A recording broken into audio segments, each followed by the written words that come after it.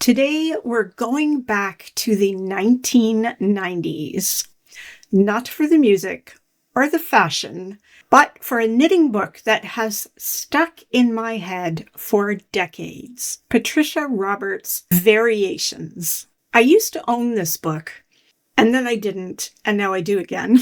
I knit from this book back in the 90s, and I recently tracked down a copy again. Let's talk about why this out-of-print book still has me obsessed, and what made Patricia Roberts, who you may have never heard of, such a powerhouse designer, and also whether her work still holds up or just holds an odd place in our collective yarn memories. Oscar, that's unnecessary. They can do their own math. As I said, I did knit a few of Patricia's designs back in the day. And no, this is not one. This is Nora Gone, and we will talk about Nora in another video. Sadly, I don't have any of the photos of those knits that I created. There was no internet then. Let that sink in for a minute. So, no social media. Taking pictures of everything I knit didn't even occur to me. However, I do have some random shots of my 1980s and 1990s knits. Here they are. Me at 19. Yeah, Oscar, I used to wear shoulder pads on top of shoulder pads. Judge me if you want, but it was a thing. And me at 23, baubles and curly hair, no comment. Both of these are at about 26, 27 years old-ish. This was my hedgehog haircut and intense lip phase. That lipstick was Revlon Cherries in the Snow. And both of these were very 90s sweaters. I think that green-blue multi one was an Adrian Vittadini. Both of them had been knit as model garments for Eaton's yarn department. If you're a Canadian and you have fond memories of Eaton's yarn departments, tell me all about it in the comments. I want to reminisce with you. I worked in the Eaton's yarn departments, both in downtown Vancouver and downtown Victoria, British Columbia. All right, that's enough of that. Before we get into variations and flip through the wild and sometimes woolly designs in that book, let's take a second to talk about the woman behind it, because Patricia Roberts was not your average knitting designer. If you were knitting in the 1980s and 90s, you might remember her. And if not, well, buckle up, because her designs range from stunningly elegant and timeless to what on the earth am I looking at? So you may be asking, who the heck was Patricia Roberts, and why should I care? Patricia Roberts was a British knitwear designer who began designing and selling her knitwear in 1972. She made a name for herself in the 70s and 80s by completely ignoring the idea that knitting had to be simple or safe. If you want to get a sense of her body of work, there are 221 designs on her Ravelry page.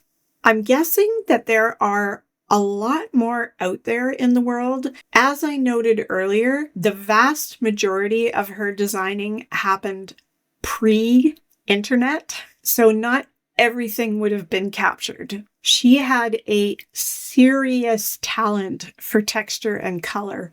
Lots of cables, lots of bubbles, and stitch combinations that look like they require a degree in engineering. She published a bunch of knitting books, including variations, which we will flip through momentarily. Also, many, many leaflet patterns, and she was featured regularly in Vogue Knitting. I remember seeing her designs in Vogue Knitting magazine in the late 80s and early 90s. One of her most popular patterns was this one called Scrabble, that is covered with really amazing textured tiles and letters. The white one is the original version, but this blue one, which was knit by the Raveler Annie Jules, provides a much better representation of the detail and the texture. Beautiful work, Annie. The sweater is stunning. She also had a boutique in London where she sold her own line of luxury yarns, which were as beautiful as they were expensive. I know that expensive in yarn talk is relative. So I did some research, and huge thanks to the very generous members of the Patricia Roberts Ravelry group. They came through for me big time where the internet failed miserably. Yes. Applause, applause, applause. So here's the scoop. I'm going to use 1984 as the comparison point, as that was about the middle of Patricia's designing career. In 1984, a kit for one of her sweaters, like one of these, Poppy or Jade, both mohair, was 70 British pounds, which is about 88 US dollars or 120 Canadian dollars. Again, that's 1984 dollars. Today, that's the equivalent of 235 British pounds, 282 US dollars, and 423 Canadian dollars. So yeah, an investment. Her yarns, of course, are long discontinued, but they occasionally pop up online on eBay, Etsy, sometimes on people's Ravelry D-stashes for mostly reasonable prices. For an example, I found these 12 skeins of Shetland available on eBay right now for 75 US dollars. That's not bad. Today, if you were to substitute her yarns for similar yarn, you'd probably be looking at something in the range of Shibui, which are now sold under the Madeline Tosh brand, Brooklyn Tweed, or higher-end Rowan cashmere blends.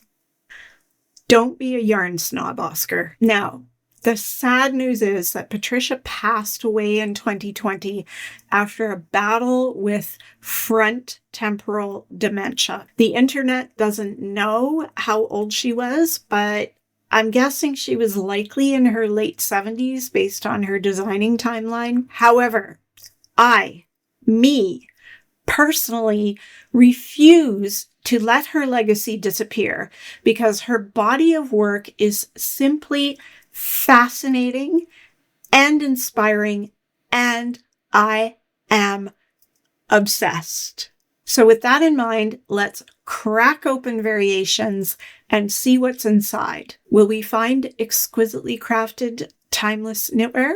Definitely. Will we find some things that maybe, possibly could have taken a lesson from the school of less is more? Perhaps. Let's take a look. When I first owned this book, I had the version with the yellow cover, and I actually knit a few pieces from it, and I remember feeling like a capital K knitter. Patricia's designs made you work for it, but if you pulled it off, you felt like you just earned your PhD in knitwear. As we flip through, I'll be sure to point them out. I learned a lot from this book about how even complex patterns can be modified to suit your own color and silhouette preferences. There are 19 patterns in here, but 50 possible variations of those patterns. See what she did there? She divided the book up into 4 seasons. So there are spring versions, summer versions, autumn versions, and winter versions of these patterns. This book was first published in Great Britain in 1991. I don't remember exactly when I had my copy, but I think it was pretty close to around that time. The photography in this book is phenomenal. Introduction, a bit of info about the book, the colors, the tension, charts, cleaning up. I mean, really just rudimentary instructions. This was really back before we had those kind of huge expectations that we have from designers these days. There is a lot of hand-holding that goes on nowadays, and I have mixed feelings about that. We'll talk about that another day. All right, we're going to start with spring. You're going to notice a lot of yellow. Yellow is not a color that I wear, but of course, when there's a hit of yellow in a design, it's hard not to feel attracted to it. A little bit happy. Definitely a spring color. Cute little kid sweater. Look how adorable. These charts are hand drawn. Wait till you see some of them. Many shots of the adorable little child. Okay, the sweater. Now, the yellow version, yeah, I'm not super attracted to that version. This version, hold your horses. It's coming. Look at this chart. No repeats. This is the whole intarsia chart. This sweater, I knit this sweater. I remember knitting this sweater. I knit it in cotton. I can't remember which brand. I probably also knit this as a model garment for Eaton's. I was pretty fearless about intarsia back then. It really didn't bother me one bit. I am much more intarsia averse these days. Would I knit this again exactly the way it looks? No. And I wouldn't wear it. It's too much for my personal taste. But later on in the book, in the autumn section, there's a version that I actually would consider knitting and wearing. So hold on. More variations. So you can see a little cropped shorty cardigan or just a straight up pullover. All right, this camel. Now, this particular version, this spring variation of the camel, I don't love this. I don't love the colors. It doesn't do anything for me. It looks dated, and I don't think it's particularly special, but just wait. And here are some classic little British roses. You'll notice those a lot in Rowan designs. Now, on this page here, this little sweater here, in case you think these designs are not timeless, and I'll prove it to you as we go along. Look at this sweater, and now look at the brand new series of BFF sweaters that Tin Can Knits have come out with recently. Notice anything? Now, I am not by any stretch of the imagination calling out Tin Can Knits for copying or stealing Patricia Roberts' colorway. Don't even go there. Put down your pitchforks and calm down. I just wanted you to see that Patricia Roberts' color sense, even back in the early 90s, is right back in fashion today. And teenagers want that color combination. Just saying. Let's move along. Very classic and wearable sweater design. You'll see more variations of this throughout the book. Super cute. This is her Tahiti sweater with her interpretation of Paul Gauguin paintings from Tahiti. I probably would not knit or wear this, but I love looking at it. And I love how she's tossed in this little bit of cable work in with the color work. She does that a lot in this book, and this is not something that you see very much today. You either see textured cable designs or you see color work, but you do not see the two combined the way that Patricia Roberts does it. Okay, look at this chart. I'm not going to leave this up here very long because for legal reasons, but this is all hand drawn. This is not a computer generated chart because there was no computer to generate this. Isn't that amazing? I had completely forgotten about that.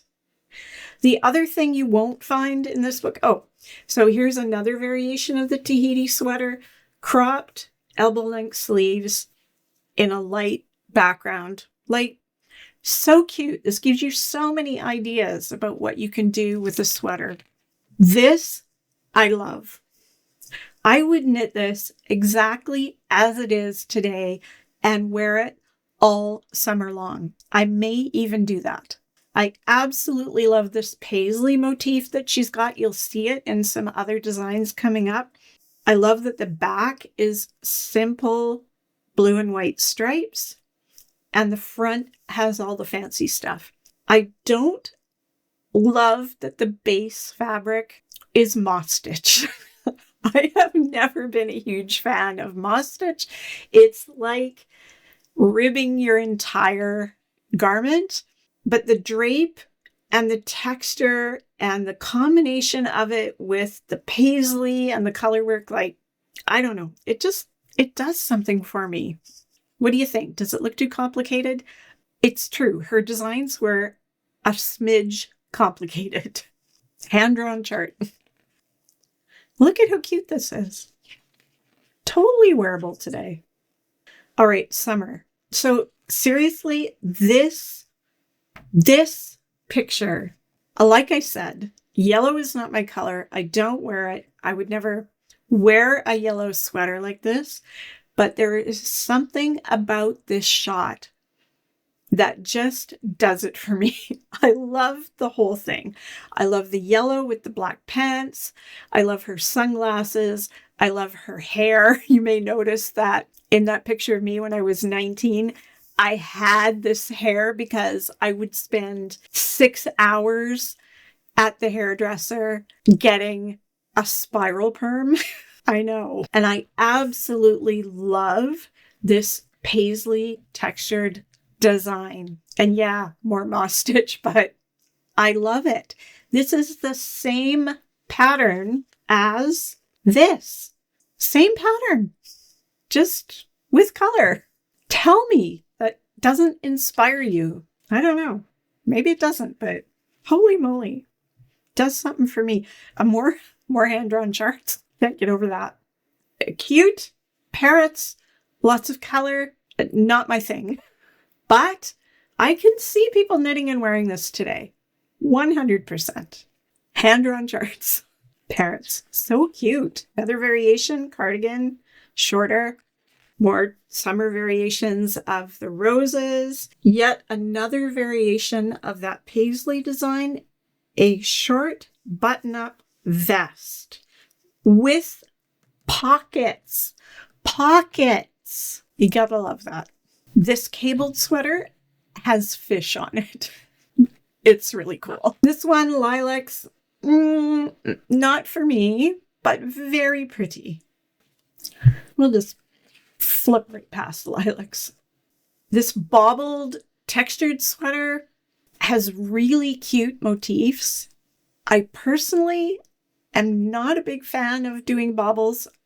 I will do a few if I feel like they really lend themselves to enhancing a particular pattern, but I don't love making them.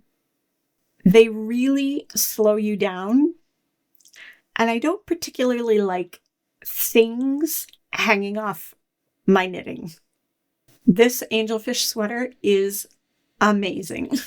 I had completely forgotten about it. I remember being so in love with this sweater, but I just didn't have access to the resources I needed to get the right yarn in all the colors in order to make this one. But now that I'm looking at it again, I just adore it. Here's another variation of it. I prefer the other blue one, of course, but this one's pretty good too. Sorry about the reflection. Look at the fish. Look at them. They're just amazing. Hand-drawn chart. Can you see me in that? I can see me in that. I'm practically wearing that right now. So awesome. And here's some more summer variations. This is one of her amazing combinations of texture, cable, and colorwork motifs, including different textures of yarn. You'll see some more of this a bit later. So different. Look at this. Look how cute that is. Look, cables, texture. Look at that. And with a little intarsia kitten, Angora. Angora. I loved these designs. Wait until you see the bears. These photos are so cute, worth the price of admission right there. Variations of the kitty cat sweater. Look at these bears. Look at them. I would wear that sweater right this minute. How amazing is that sweater? Fuzzy little bits of polar bears against a cable and texture background. Phenomenal. All except the ruffly turned down turtleneck. Not for me, but easily changed. Okay, look at some of these autumn variations. I would put this on and wear this immediately. This little cropped version of that paisley sweater, phenomenal. And check out this variation of the camel. This variation and this colorway is what sold me on this camel. And no, I did not knit it, but I really wish I had. I think this sweater is fascinating. And it's got a collar, and I adore sweaters with a collar, as you can tell. Although the big bunchy puffy sleeves here, those are not for me. I would narrow those down if I were to knit this today, but I don't know that I would make a lot of other changes to this. It's so unique and fun, but also wearable. Look at him. Isn't he great? It just makes me happy. This is a really cool sweater too. I quite like this textured sweater. I would not knit it as long as it is, not with the body I have right now. But if I were taller and built more straight up and down, I'd be all over this sweater in a long tunic length. But I can absolutely see myself in a cropped version. There is a sweater that would keep you interested in your knitting from stitch 1 to stitch 10,000. How could you put that down? There's a textured motif of a house. Okay, here is the variation of that white and super bright colored kind of pop art graphic that I showed you back at the beginning. It's funky, but in this colorway, I don't think I would turn that sweater down. And this I also love. This is another one that I would knit immediately and wear like crazy. Forgotten how much incredible stuff there is in this book. If you're a mohair fiend, mohair roses on a black background with a hood. All right, now we're getting into the cables that I remember distinctly feeling desperate to knit these, but not being able to afford the amount of yarn that they would take. These cable designs are incredible. And it doesn't hurt that it's practically totally Nicole Blue. Look at that one. And this version, the spaghetti sweater, I really wanted to knit this. I really, really did. I also think I just wanted to stare at that guy wearing that sweater. If I had a type, I think that guy would be it. But the sweater's pretty good too. How fabulous are those? Here's another variation of the cables with the little intarsia pops of color. And yeah, these are not simple designs. You're going to have to read the chart every row. This is not Netflix knitting. This is not martini knitting. This is pay the F attention knitting. But in my opinion, 100% worth the effort if you have the time and the patience. There's the handsome guy again. If you were snuggled up on your nice sofa in this beautiful pink cabled sweater, you too could have a handsome guy lurking in the background. The end. So what do you think? Does her work hold up? For the most part, I would say absolutely. Her patterns are incredibly smart. They're beautifully engineered, and a lot of them could be updated with just a bit of a yarn change, color, or a slight styling shift. But some of the pieces are, well, they're more art than outfit. You know which ones I mean. Patricia was part of a wave of knitwear designers who treated knitting as high art. Her influence shows up in contemporary designers who aren't afraid to experiment. And honestly, I feel like we could use some more weird in knitting. It wouldn't hurt for us to have a bit more of, this might be a disaster or a masterpiece kind of energy. If you really wanted to buy some of Patricia Roberts' art, here's a couple of hand-knit versions of her sweaters that I found for sale on Etsy today. This one is just under $600 Canadian, which is a steal, I think, because this one is $2,762 Canadian. And it has mohair and angora and cashmere and merino, and it's 100% wild. I don't think she did, Oscar. So here's my question for you. Do you have any favorite designers from the 80s or 90s? Are there any books that you regret giving away or you kind of want back? If you liked this style of video or you have ideas for other pattern sources that I should check out, tell me in the comments, especially the kind that made you feel both inspired and slightly cringy. And if you are a current Patricia Roberts fan, or you just became one, go check out her Ravelry group. I'll put the link down in the description box. My new friends in that group are fascinating, helpful, and have mad knitting skills. You need to know these people. Okay, Oscar, you can go ahead and pitch that to an editor. Want more of my pattern reviews? Here's a link to my wallet-worthy pattern series. It's been a while since I made one. I should probably get on that. Keep those needles clicking. I say goodbye. Oscar says goodbye. And we're looking forward to seeing you next week for the next installment of the 2025 Untangle the Stash series. Bye!